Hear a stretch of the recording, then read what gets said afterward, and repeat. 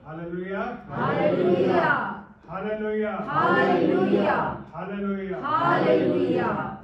परमेश्वर पिता का धन्यवाद करते हैं आज सुबह के इस महान और पवित्र सुंदर समय के लिए कि परमेश्वर पिता ने हम सबको ये अवसर दिया कि एक बार फिर से संसार के सारे कामों और बातों से अलग होकर अपने परमेश्वर के नजदीकी में आए और परमेश्वर को वर्शिप करें। बिलीवर्स अथॉरिटी चर्च जयपुर की इस न्यू बिगिनिंग के लिए अपने परमेश्वर का धन्यवाद करते हैं। इस नई शुरुआत के लिए परमेश्वर का धन्यवाद करते हैं। विश्वासियों का एक ऐसा समूह जिसका निर्माण, जिनकी नींव परमेश्वर के वचन के ऊपर होगी और जो परमेश्वर के वचन में जो जिंदगियां, जो परिवार बढ़ेंगे, वो कलीसिया जो परमेश्वर के वचन पे आधारित होगी और परमेश्वर के वचन से, उसकी आत्मा से और उसकी आग से सामर्थ पाके बढ़ेगी और इस पूरे संसार में परमेश्वर पिता की एक गवाही का, महिमा का कारण बनेगी। इसके लिए परमेश्वर का धन्यवाद करते हैं। इसकी बिगिनिंग के लिए अपने परमेश्वर का धन्यवाद करते हैं।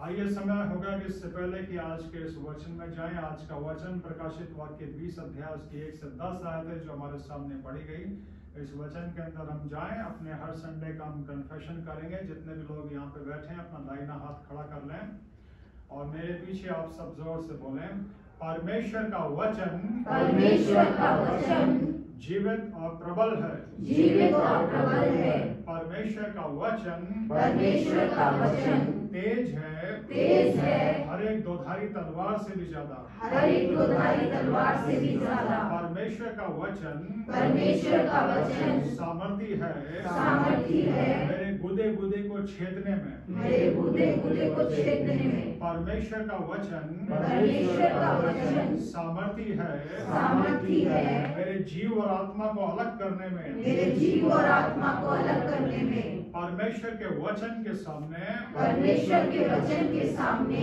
परमेश्वर के वचन के सामने, परमेश्वर के वचन के सामने मेरे जीवन की हर परिस्थिति घुटने टेकेगी, मेरे जीवन की हर परिस्थिति घुटने टेकेगी। आमेन, आमेन, हालेलुया। हालेलुया।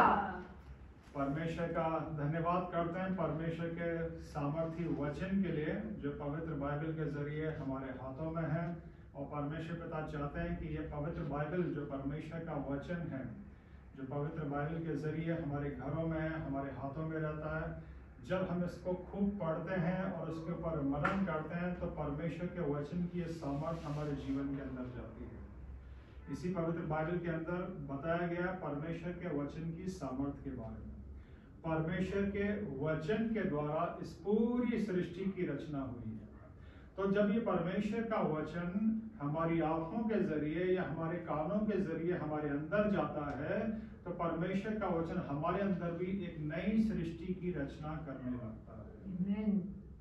हमारा जीवन भी एक नई सृष्टि बनने लगता है। हमारे जीवन के अंदर वो सब कुछ जो अंधेरे में होता है, टूटा फूटा होता है, बेडौल संसार होता है, वो परमेश्वर के वचन के द्वारा सुंदर बनने लगता है। इसलिए मेरे प्रियो, अपने जीवन में हमेशा परमेश्वर के वचन को समय दें, परमेश्वर के वचन को स्थान दें, परमेश्वर के वचन को सिर्फ पढ़े नहीं, उसके ऊपर मनन करें। क्योंकि हमारा एक कन्फेशन हमें क्या सिखाता है, हर संडे हम सीखते हैं कि परमेश्वर का वचन एक तेज दोधारी तलवार के द्वारा है। पर एक काम कब करता है, जब खुद अपनी इच्छा से वचन को हम अपने ऊपर ही चलने देते हैं, अपने मन के ऊपर, अपने जीवन के ऊपर जब हम चलने देते हैं, तब परमेश्वर का वचन एक तेज तलवार के द्वारा हमारे ऊपर चल के हमारे जीव और आत्मा को अलग कर देता है। और तब हमारा जीवन एक ऐसे आत्मिक स्तर पे आ जाता है कि परमेश्वर का वचन सीधे हमारी आत्मा में उतरता है और हमारी आत्मा बलवंत बनती है, हमारी आत्मा मजबूत बनती है। आत्मा का मजबूत होना बहुत जरूरी है मेरे प्रियो। आत्मा अगर आपकी मजबूत है तो फिर इससे फर्क नहीं पड़ता आपका शरीर कितना कमजोर या कितना ताकतवर है। अगर आपकी आत्मा बलवंत है तो इस संसार की कोई चीज आपके ऊपर असर नहीं डाल पाएगी, है ना। हम एक बुरे संसार में रह रहे हैं जहाँ चारों तरफ बुराइयां हैं, चारों तरफ गलत बातें हैं। इसके लिए बड़ा जरूरी है कि हम अंदर से मजबूत हों। और हम अंदर से मजबूत कैसे होंगे, ये परमेश्वर का वचन हमें बनाता है। परमेश्वर का वचन जब हमारी आत्मा में उतरता है, ये हमारी आत्मा को बलवंत करता है और ये हमारी आत्मा है जो हमारे शरीर को चलाती है। मेरे प्रिय, जिस दिन आत्मा अलग होगी शरीर से क्या होगा, इंसान डेड हो जाएगा, है ना। तो वैसे ही जिनकी आत्मा काम नहीं कर रही, जिनकी आत्मा में परमेश्वर का वचन नहीं है, स्पिरिचुअली वो लोग डेड हैं। और जैसे परमेश्वर के वचन से हमने सीखा, जब परमेश्वर का वचन हमें मिलता है, जब हम पश्चाताप करते हैं, जब प्रभु यीशु को अपना उद्धारकर्ता स्वीकार करते हैं, तो अंदर हमारा स्पिरिट बॉडी अलाइव होता है। फिर जैसे एक छोटे बच्चे का जन्म होता है, उसको दूध चाहिए होता है, हम हमारा जो स्पिरिट बॉडी है उसको वचन पिलाते हैं, उसको वचन खिलाते हैं, तो वो स्पिरिट बॉडी अंदर ग्रो होने लगता है। और परमेश्वर ने एक ऐसा ऊंचा आत्मिक स्थान अपने सारे बच्चों के लिए रखा है कि हम एक ऐसे ऊंचे आत्मिक स्थान पर पहुंच जाए जब हमारा अंदर का स्पिरिट बॉडी हमारे बाहर के बॉडी को चलाए। हमारा अंदर का जो भीतरी मनुष्यत्व है वो बिल्कुल बलवंत हो जाए। यही प्रार्थना पौलुस भी अपनी कलीसियाओं के लिए करता है कि मैं चाहता हूं तुम्हारा भीतरी मनुष्यत्व बलवंत हो जाए। और जब वो बलवंत हो जाएगा, हम इंसान हैं, जब तक हम इस शरीर में रहेंगे, शैतान विचारों और भावनाओं के माध्यम से हमारे ऊपर हमला करने की कोशिश करेगा। पर जब हमारी आत्मा, हमारा भीतरी मनुष्यत्व बलवंत रहेगा, तो वो हमारे विचारों को और हमारी भावनाओं को परेशान नहीं कर पाएगा। तो मेरे प्रियो, इस कन्फेशन को दिल से करें और इस कन्फेशन की रोशनी में अपने आप को जांचते रहें कि आपका भीतरी मनुष्यत्व कितना बलवंत है, कितना पावरफुल है, कितना ताकतवर है। हमारे चारों तरफ का जो संसार है वो शैतान के वश में है, बुराइयों में है। उसको सुधारने से पहले हम अपनी आत्मा को बलवंत करें, अपने आप को आत्मिक तौर पे मजबूत कर लें, ताकि वो बुरा संसार हमारे ऊपर असर न डाल सके। प्रभु यीशु मसीह के शिष्य वचन का प्रचार करते हैं, सामने वाले के ऊपर है कि वो वचन को किस तरह से एक्सेप्ट करता है। पर जो लोग एक्सेप्ट कर चुके हैं उनके लिए है कि वो परमेश्वर के वचन से अपनी भीतरी मनुष्यत्व में बढ़ते चले जाएं। परमेश्वर इस कन्फेशन की आशीष हमेशा आप सब लोगों को देता है। परमेश्वर से प्रार्थना है कि आप में से हर एक का भीतरी मनुष्यत्व ऐसा बलवंत हो जाए कि संसार की कोई चीज आपके ऊपर असर न डाल सके। परमेश्वर आप सबको आशीष दे। आइए अब आज के इस वचन पर इस पैसेज पे चलेंगे। प्रकाशित वाक्य 20 अध्याय 1 से 10 आयतें जो हमारे सामने पढ़ी गई। आप सब जानते हैं मेरे प्रियों कि पिछले काफी समय से परमेश्वर की वचन की इस महान और आशीषित पुस्तक प्रकाशित वाक्य में से हम मनन कर रहे हैं, अपनी रूहानी खुराक को ले रहे हैं, अपने स्पिरिचुअल फूड को ले रहे हैं। और इस प्रकाशित वाक्य किताब के अंदर बहुत गहरे आत्मिक राज हैं। इस प्रकाशित वाक्य किताब के अंदर वो सारी घटनाएं तो हैं ही जो अभी आने वाले समय में होने वाली हैं, साथ ही हमारे आत्मिक जीवन से संबंधित बहुत गहरी भेद की बातें भी छिपी हुई हैं। ये किताब एक बहुत ही महान और आशीषित पुस्तक है जिसके बारे में लिखा हुआ है कि धन्य है वो जो इस भविष्यवाणी के वचनों को पढ़ता है। सुनने वाले के लिए आशीष लिखी हुई है ना, पढ़ने वाले के लिए आशीष लिखी हुई है और मानने वाले के लिए आशीष लिखी हुई है। तो आप इस किताब को जितना ज्यादा हो सके उतना पढ़िए। और इस किताब के अंदर एक ऐसी अद्भुत सामर्थ्य है, कभी भी आपको लगता है कि आपके व्यक्तिगत जीवन में घर परिवार पे कोई अटैक हो रहा है, कहीं आप अपने आप को कमजोर पाते हैं या आपको लगता है कि कोई सैटेनिक हमला आपकी पर्सनल लाइफ के ऊपर या फाइनेंस के ऊपर या घर के ऊपर हो रहा है, इस किताब को आप शुरू से लेकर आखिर तक पढ़िए। इस किताब के वचनों में बड़ी सामर्थ्य है, बड़ी ताकत है। बहुत से ऐसे बड़े आत्मिक योद्धा हुए हैं, वो यहाँ तक कहते हैं, कई लोगों ने इस चीज को कहा है जो बहुत आत्मिकता की गहराइयों में गए हैं। कोमा के बारे में आप सबने सुना होगा, कई लोग कोमा के अंदर चले जाते हैं और कोमा के अंदर जब कोई एक पेशेंट चला जाता है, डॉक्टर्स को भी नहीं पता होता कब उठेगा। डॉक्टर कहते हैं पता नहीं, हो सकता है कल उठ जाए, हो सकता है कई महीनों बाद उठे। और जो लोग आत्मिकता की बहुत गहराइयों में गए हुए हैं और जिनको प्रकाशित वाक्य के भेदों की भी समझ दी गई है, वो बताते हैं कि आप जो कोमा का जो पेशेंट है उसके पास बैठकर जोर जोर से इस किताब को पढ़िए शुरू से लेकर आखिर। ये किताब खत्म होगी उससे पहले पेशेंट उठ के बैठ जाएगा। इस किताब के अंदर ऐसी सामर्थ्य है। तो आपको कभी भी अगर ये लगता है कि आपके घर के ऊपर कोई अटैक हो रहा है, कई बार हमें ऐसा फील होता है, अपने समय निकाल के अपने घर के अंदर इस किताब को शुरू से लेकर आखिर तक जोर से पढ़िए। ऑडियो बाइबल आजकल हम सबके पास है, हमारे मोबाइल में ऑडियो बाइबल में इस बुक ऑफ रेवलेशन को चलाइए शुरू से लेकर आखिर तक। और अंधकार के साम्राज्य के लिए इस किताब का सबसे खतरनाक अध्याय वो है जिसके ऊपर आज हम मनन करने जा रहे हैं, प्रकाशित वाक्य 20। आपको पता क्यों? क्योंकि इसमें शैतान का अंत लिखा है। आमीन, आमीन। कोई दुष्ट आत्मा इस चैप्टर को नहीं सुन सकती। ये सबसे पावरफुल चैप्टर है इस किताब का, जिसमें शैतान का अंत लिखा है थैंक यू लॉर्ड। कि शैतान भी आग की झील में डाल दिया जाएगा। परमेश्वर का वचन हमें बताता है कि आज ये जो हमारा चारों तरफ का संसार में, इसमें इतनी बुराइयां, इतने पाप, इतनी गलत बातें क्यों हैं? शैतान की वजह से। पवित्र बाइबल हमें बताती है कि परमेश्वर ने जब इस पूरी सृष्टि को बनाया, बहुत सुंदर बनाया, पूरी पृथ्वी को बनाया, बहुत सुंदर बनाया, आदम हवा को बनाया तो अपनी संगति के लिए, अपनी फेलोशिप के लिए और अपने साथ रहने के लिए बनाया। पर शैतान ने उनको बहकाया और शैतान उनको बहका के परमेश्वर से दूर ले गया और आदम हवा बहक गए। तो जैसा होता है कि एक ओरिजिनल कॉपी जब खराब हो जाती है, उसको हम फोटो कॉपी करते हैं तो हर कॉपी में वो डिफेक्ट आता है।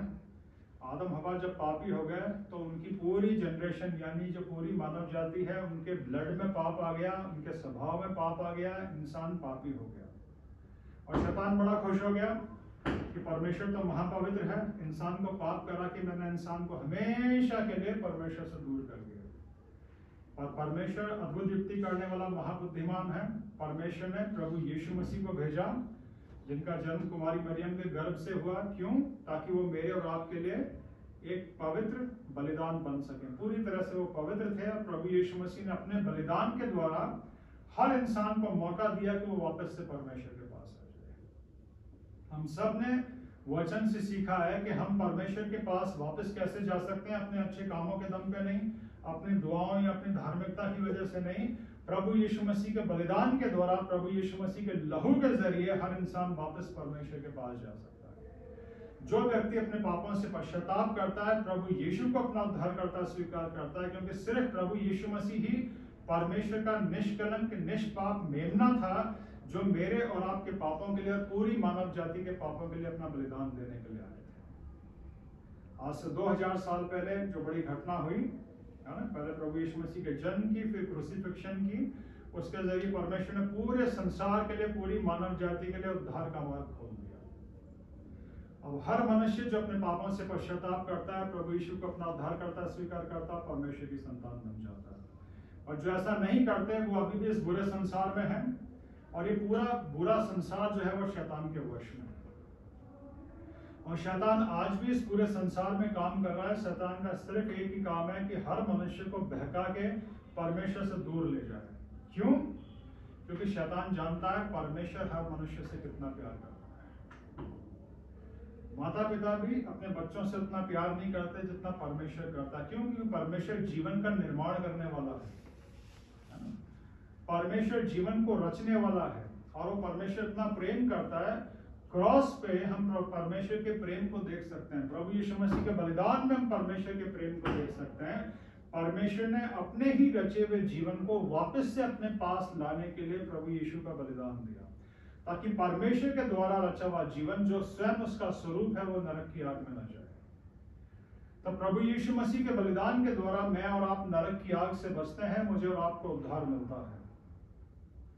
पर शैतान, जिसका काम है हर एक मनुष्य को परमेश्वर से दूर ले जाने का, वो इस संसार में लगातार काम करता रहता है।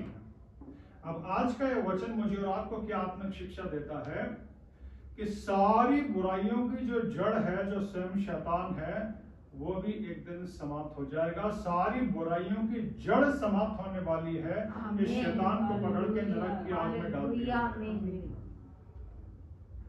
एक बार की बात है कि एक बहुत बड़ा विद्वान कहीं जा रहा था, तो उसने देखा रास्ते में एक गरीब सा, एक बहुत कम पढ़ा लिखा आदमी बाइबल पढ़ रहा है। तो उसने पूछा, भैया क्या पढ़ रहे हो? उसने कहा बाइबल पढ़ रहा हूँ। उसने पूछा क्या पढ़ रहे हो बाइबल में? उसने कहा प्रकाशित वाक्य पढ़ रहा हूँ। तो हंसने लगा, तुम्हें पता है मैं इतना बड़ा विद्वान हूँ, मैं डॉक्टर हूँ, मैंने PhD DD इतनी डिग्रियां कर रखी, ये प्रकाशित वाक्य तो मुझे ही समझ में नहीं आ रहा, तुम क्या पढ़ रहे हो? तुम तो ज्यादा पढ़े लिखे भी नहीं हो। साहब मुझे तो समझ में आ गया प्रकाशित वाक्य। तो कहता अच्छा क्या समझ में आया, जरा मुझे भी समझाओ। कह रहे मुझे तो समझ में आ गया कि अंत में सारी बुराई का नाश होगा, प्रभु यीशु मसीह विजयी होंगे। कह रहे ये प्रकाशित वाक्य का। जब हम परमेश्वर की नजदीकी में रहते हैं, प्रभु यीशु मसीह से प्रार्थना करते हैं, तो वो अपने वचन को हमें समझाता है। परमेश्वर से दूर रह के हम परमेश्वर के वचन को भी नहीं समझ सकते, लेकिन जब हम परमेश्वर में हैं, प्रभु यीशु मसीह में हैं, तो उसका वचन भी हमें समझ में आता है। और ये प्रकाशित वाक्य 20 अध्याय जो मैंने कहा एक बहुत ही पावरफुल चैप्टर है। अंधकार की कोई ताकत, कोई डिमन, कोई नरक की कोई दुष्टात्मा इस चैप्टर को सुन नहीं सकती, क्योंकि इसमें शैतान का अंत लिखा है। स्वयं शैतान भी भागता है इस चैप्टर से, क्योंकि उसको पता है कि मेरा अंत यहाँ पे है। शैतान भी बाइबल को खूब जानता है, पूरी बाइबल को खूब जानता है ना। प्रभु यीशु मसीह का एग्जाम कैसे लिया, उसने परीक्षा कैसे ली, वचन के द्वारा ही ली, है ना। और ये चैप्टर इससे शैतान यूं थरथराता है, क्योंकि उसमें उसका अंत लिखा है। इसीलिए मेरे प्रियो, जब भी आपको अपनी पर्सनल लाइफ में, अपने घर में कोई अटैक आपको महसूस हो, प्रकाशित वाक्य शुरू से लेकर आखिर तक आप पढ़िए, और खास तौर पर इस 20 अध्याय आपके घर के अंदर अगर कोई अंधकार की ताकत हुई, वो हमेशा के लिए भाग जाएगी। अंधकार का सारा बंधन टूट जाएगा, क्योंकि यहाँ पे शैतान का अंत लिखा है। इस 20 अध्याय के अंदर शैतान के अंत के अलावा अनंत काल के जीवन की आशीषें और अनंत काल के उस भयानक भाग का भी वर्णन है जो लोग परमेश्वर से दूर हैं उनके लिए। 19 अध्याय के अंदर मैं आपको बताता हूं कि एक घटना है कि पृथ्वी में अंत समय में एक झूठा भविष्यवक्ता आएगा और एक क्रिस्ट विरोधी आएगा, एंटी क्राइस्ट आएगा। इन दोनों को पकड़ के 19 अध्याय में जीते जी नरक की आग में डाल दिया जाता है। उसके बाद ये 20 अध्याय शुरू होता है, और 20 अध्याय शुरू होता है 1000 वर्षों के साथ। 1000 वर्षों के साथ, है ना। अभी जो समय चल रहा है वो अनुग्रह का समय है, और ये अनुग्रह का समय बहुत जल्द समाप्त होने वाला है। इस समय आप सब पढ़ रहे होंगे न्यूज में, इजराइल के ऊपर अभी जो हमला हुआ है और इजराइल की जो वॉर शुरू हुई है, ये आगे चल के एक बड़ी वॉर के अंदर बदलेगी, जिसका यहाँ पे वर्णन लिखा है। गोग और मागोग इजराइल और जेरूसलम के ऊपर हमला करेंगे, है ना। इस वॉर के कहीं आसपास ही एक बड़ी घटना है जिसका हम सब इंतजार कर रहे हैं, वो रैप्चर है, जिसमें यीशु मसीह सारे उद्धार पाए हुए लोगों को संसार में से उठा लेंगे।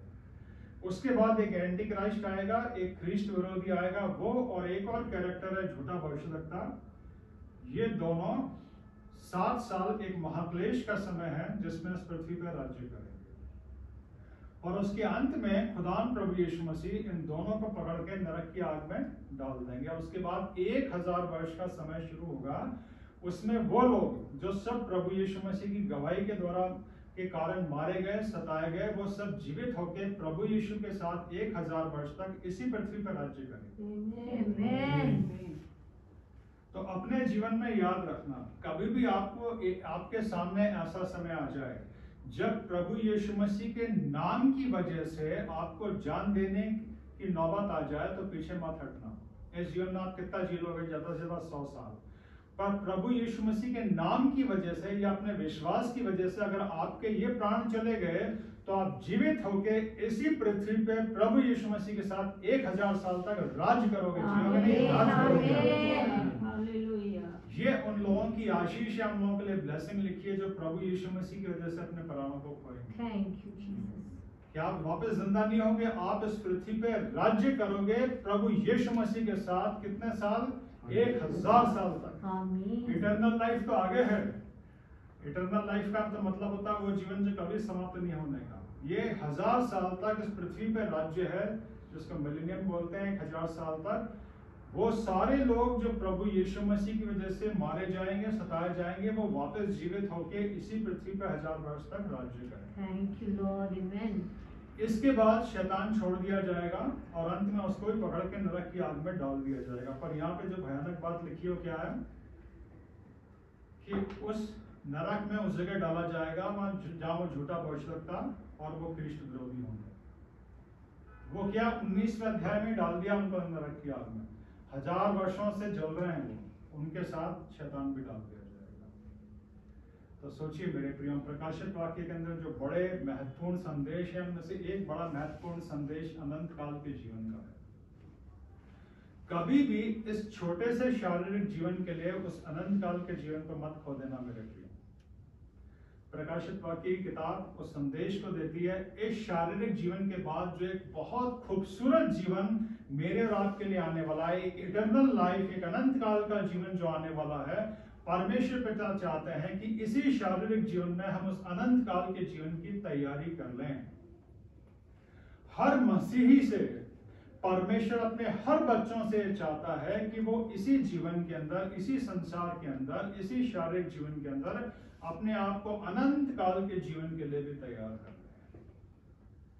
परमेश्वर के बहुत से सेवकों की मैंने ऐसी टेस्टमनी सुनी है। अभी काफी समय पहले मैं कोई सीरीज देख रहा था, उसमें भी यह था कि एक ऐसे व्यक्ति को जो पहले कुछ और होता है, किसी अलग अपने विश्वास में होता है, पर जब वो प्रभु यीशु मसीह को अपना उद्धारकर्ता स्वीकार करता है, प्रभु यीशु, और लोगों को पता चलता है कि प्रभु यीशु मसीह पर विश्वास करता है, तो उसको पकड़ के एक खंभे में बांध दिया जाता है, उसके चारों तरफ आग लगा दी जाती है, उसको जलाने की कोशिश की जाती है। तो जब वो आग लग जाती है और वो जलने लगता है, वो आराम से बैठा रहता है। तो लोग उससे पूछते हैं, तुम्हें डर नहीं लग रहा, तुम्हें मौत से डर नहीं लग रहा? तो बड़ा आराम से बैठा बैठा जवाब देता कि नहीं, मुझे डर नहीं लग रहा, क्योंकि मेरे पास वो खड़ा है जो कहता है पुनरुत्थान और जीवन नहीं। आमीन। स्तिफनस जो पहला शहीद था, उसने मरने से पहले गवाही दी थी कि मैं स्वर्ग को खुला हुआ देख रहा हूँ और यीशु मसीह को खड़ा हुआ देख रहा हूँ। जब भी कोई यीशु मसीह के लिए जान देता है ना, यीशु मसीह खड़े हो जाते हैं अपने सिंहासन से। ये ऑनर है जो प्रभु यीशु मसीह अपने लिए जान देने वालों को देते हैं। पहले शहीद स्तिफनस को भी ये ऑनर मिला था।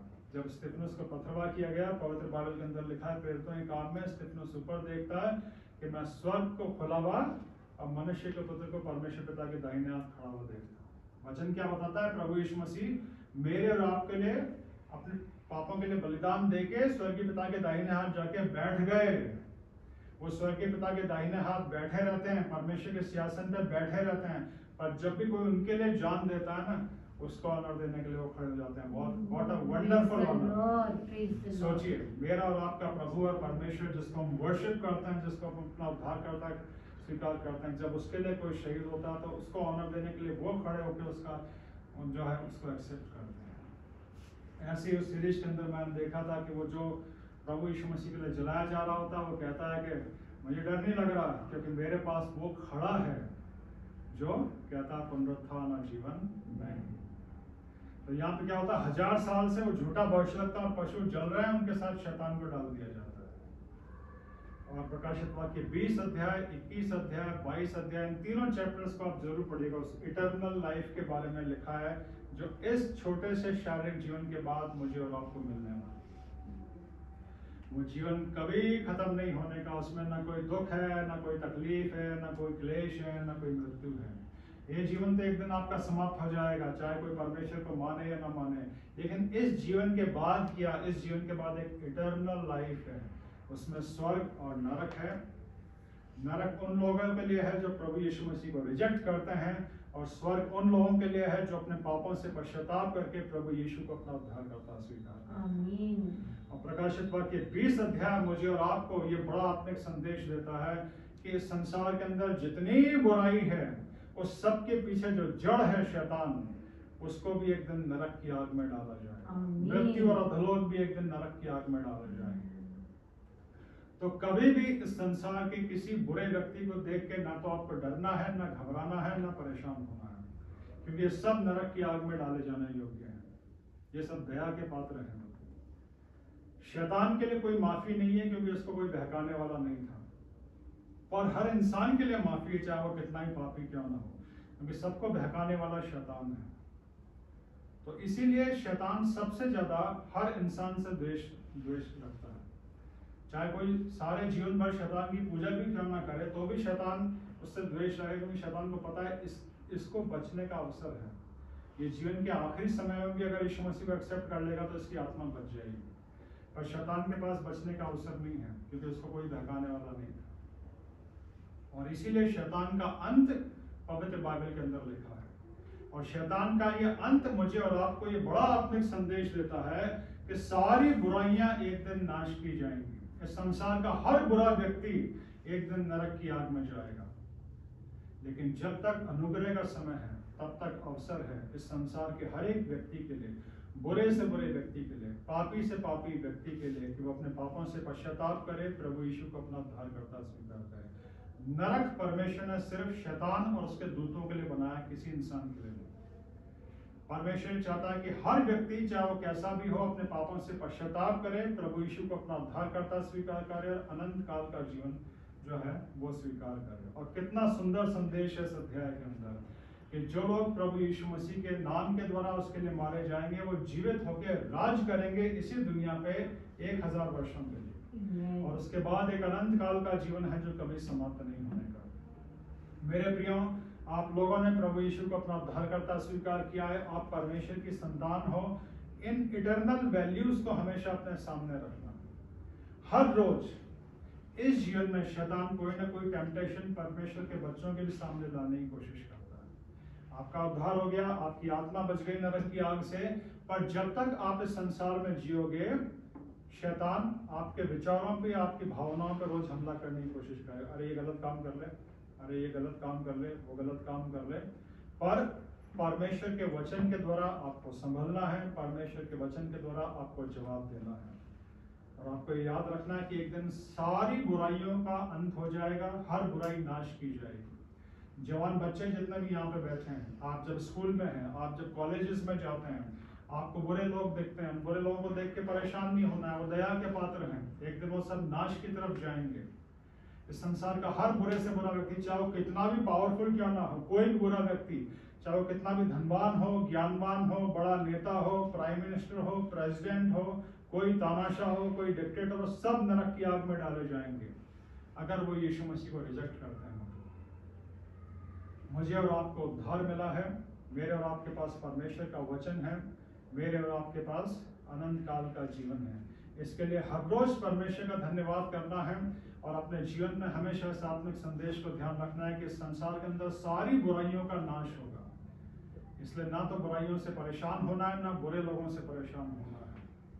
और जितना हो सकता है ये अनंत काल का जीवन मुझे और आपको मिला है। जब भी परमेश्वर अवसर देता है इस अनंत काल के जीवन के बारे में दूसरों को बताना है, और हमेशा याद रखना है आपके जीवन में कभी कोई ऐसा अवसर आ जाता है कि आपके जीवन में कोई ऐसी घटना होती है कि आपको चुनना पड़ता है कि आप क्या चुनोगे, इस छोटे से जीवन को चुनोगे या इटर्नल लाइफ को चुनोगे, तो हमेशा बुद्धिमानी से उस अनंत काल के जीवन को चुनना।